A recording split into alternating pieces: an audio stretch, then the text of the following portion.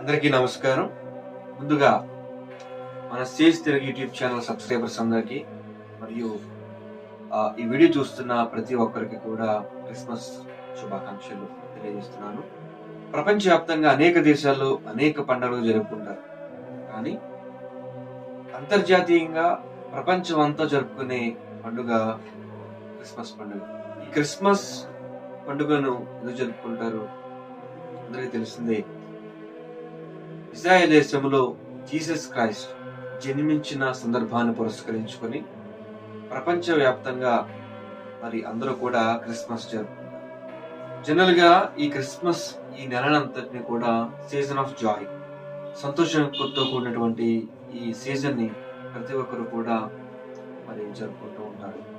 Jesus Christ ఆ దేవాతి దేవుడు ఈ లోకానికి నరవతారిగా రావడానికి గల ముఖ్య ఉద్దేశం ఏంటంటే ప్రతి ఒక్కరిని కూడా పాపం నుంచి విడిపించి రక్షణలో నడిపించి తన నిత్య జీవనంలోనికి తీసుకువెళ్ళడానికి యేసుక్రీస్తు ప్రభువారు లోకానికి వచ్చారు.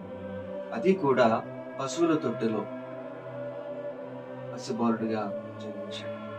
ఒక దేవాతి దేవుడు తను తాను తగ్గించుకుని తన తల్లిదండ్రులైన యోసేపు అదేవిధంగా మరియ గారికి ఒక పశువుల తొట్టెలో ఒక పసిబాలుడు చిమ్మ చీకటిలో ఎముకలు కొరికే చలిలో మరి యేసుక్రీస్తు ప్రభు గారి తల్లి అయినటువంటి మరియ ఆ ప్రసవ వేదన అనుభవిస్తుంటే ఏ ఒక్కరూ కూడా సహాయం చేయకుండా, ఏ ఒక్కరూ కూడా కనీసం స్థలం ఇవ్వకుండా ఉన్న పరిస్థితుల్లో ఒక పశువుల పాకలో, పశువుల తొట్టెలో యేసుక్రీస్తు ప్రభు గారు జన్మించారు.